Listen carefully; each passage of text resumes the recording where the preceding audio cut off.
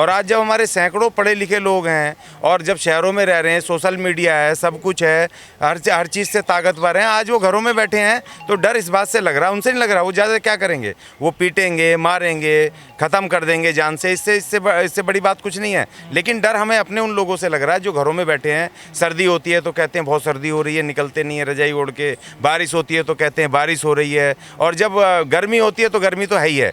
तो इसीलिए डर हमें अपने लोगों से, वहाँ से मुनादी हो रही है। हाँ बिल्कुल हो रही है, नहीं तो ये मुनादियाँ पहले कहाँ थी। जैसे जब बीएसपी वहाँ पर मजबूत थी उत्तर प्रदेश में, चाहे वो सत्ता में कम सीटें आती थी या नहीं रहती थी, लेकिन जो इस बार जो रिजल्ट आए हैं जिसकी वजह से बीएसपी पूरी तरह एक सीट आने से, तो उनको ऐसा लग रहा है, उनको वोट नहीं दिख रहा है, उनको ऐसा लग रहा है कि जैसे अब ये दलित मूवमेंट जीरो हो गया है। और हमारे जो दूसरे लीडर हैं जिनको सबको मिल करके, ठीक है आप पॉलिटिक्स अपनी अलग करो, संगठन अपने अलग चलाओ, मगर राष्ट्रीय स्तर पर एक आप कुछ कॉमन मिनिमम प्रोग्राम बना सकते हो, कोई फेडरेशन बना करके एक साथ आ सकते हो, जिससे कि इस देश के अंदर जितनी भी ये शक्तियाँ हैं इनको डर तो पैदा हो कम से कम, कि भैया कम से इनको अब देखो इस देश में जब 22वीं सदी में दुनिया जा रही है और पूरी दुनिया को कह रही है भैया हम चांद पे फ्लैट बन गए और सूरज पे और कहाँ पहुँचने वाली है, वो तो सब में ही कर रहे हैं। उन्होंने कह दिया कि कोई नौकरी नहीं देनी है, क्यों, ठेकेदारी ला रहे हैं और सब बेच रहे हैं, सब कंपनियों को बेच रहे हैं। इसमें एक वो लिखा है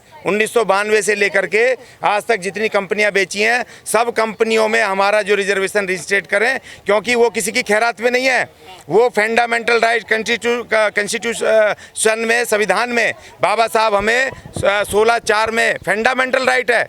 तुम बेच ही नहीं सकते सरकारी संपत्ति, बेचोगे तो अल्टरनेटिव देना चाहिए। हमने कहा कि जिन कंपनियों को तुमने बेचा उस कंपनी में 1992 से लेकर आज तक हमारा रजिस्ट्रेट करो रिजर्वेशन, और प्लस जितना रेवेन्यू कमाया तुमने उससे, क्योंकि उसमें हमारा 22.5% हिस्सा था, वो कॉन्स्टिट्यूशनल हिस्सा हमें 22.5% रेवेन्यू का पूरा हमें कैश में चाहिए विद ब्याज 1992 से लेकर 2022 तक।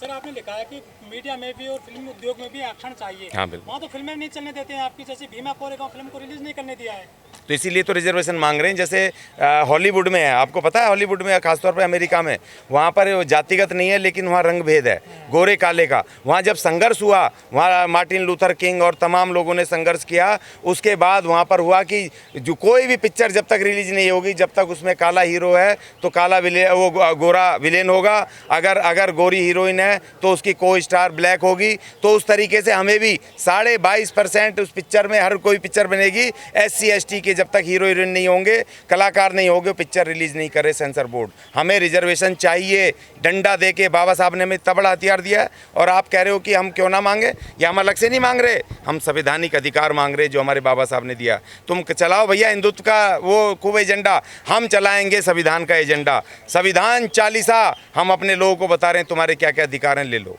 हम भी तो बता रहे हैं संविधान क्या है, महिलाओं के अधिकार, SC ST के अधिकार, मजदूरों के अधिकार, किसानों के यहाँ तक कि पेड़ पौधों के अधिकार लिखे हुए हैं संविधान में, यहाँ तक कि सबके फसलों के, इस धरती के अधिकार लिखे हुए हैं इस संविधान में। लोग पढ़ते नहीं ना, पता नहीं है संविधान में, संविधान तो चिल्लाते हैं, संविधान में है क्या, पढ़ता ही नहीं है।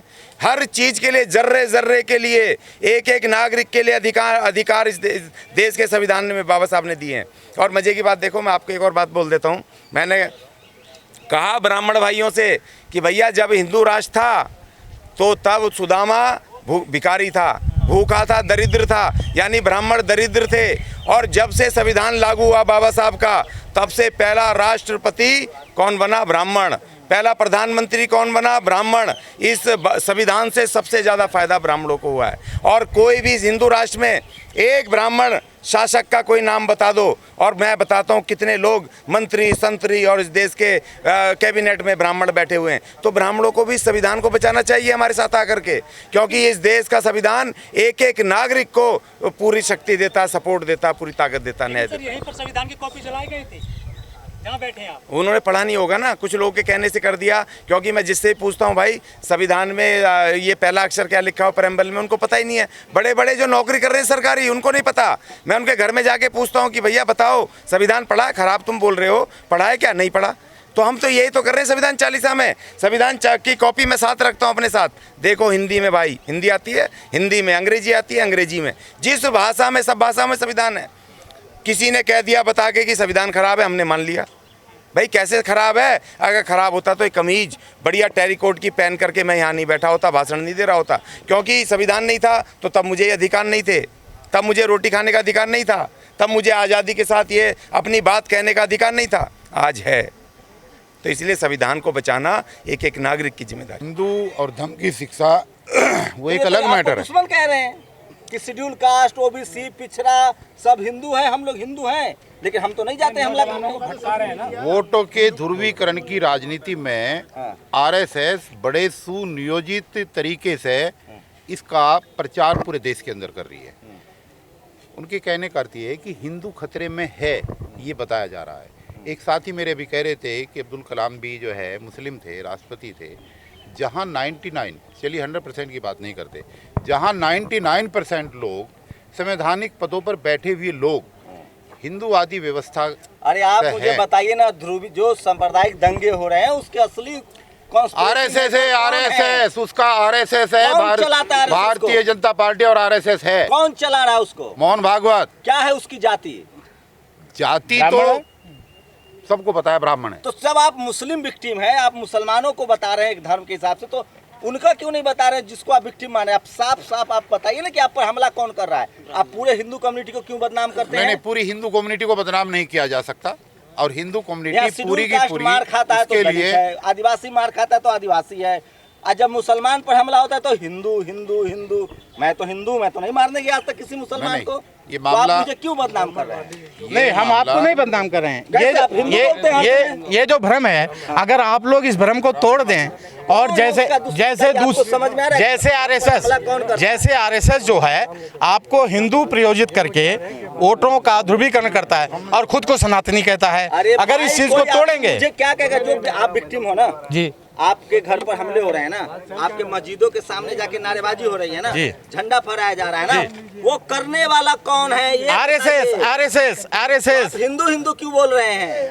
अभी हमारे समाज में ये भ्रम फैलाया गया है, यही हम क्लियर आपके माध्यम से करना चाहते हैं। ये जो हिंदू का भ्रम है, हम इसी चीज को आपके माध्यम से क्लियर करना चाहते हैं। मैंने बार बार कहा कि जब उनसे पूछा जाता है कि भाई हिंदू खतरे में है, आप हिंदू हैं, तो वो कहते हैं हम हिंदू नहीं, हम सनातनी हैं। वो कहते हैं हम सनातनी हैं, और वो आप क्या कहते हैं, हिंदू हैं। ठीक है। 1400 साल से लेकर हिंदू इस्लाम और हिंदू मुस्लिम कभी हुई नहीं। 2014 के बाद आप देख रहे हैं जो लफ्ज़ हिंदू दोहराया जा रहा है, वो इसलिए कि बीजेपी हिंदू नौजवानों को बहकाकर फुसलाकर मुसलमानों के खिलाफ कर रही है। हमारी जो ये मस्जिदों के सामने, कैसे ठीक करेंगे आप इसको? हमें नौजवानों को ठीक करना पड़ेगा। एसडीपीआई मैदान में आ गई है।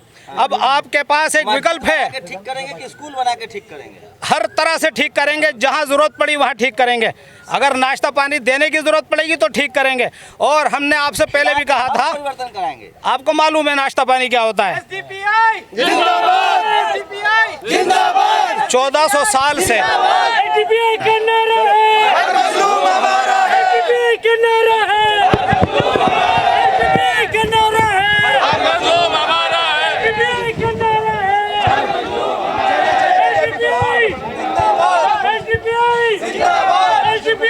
जिंदाबाद।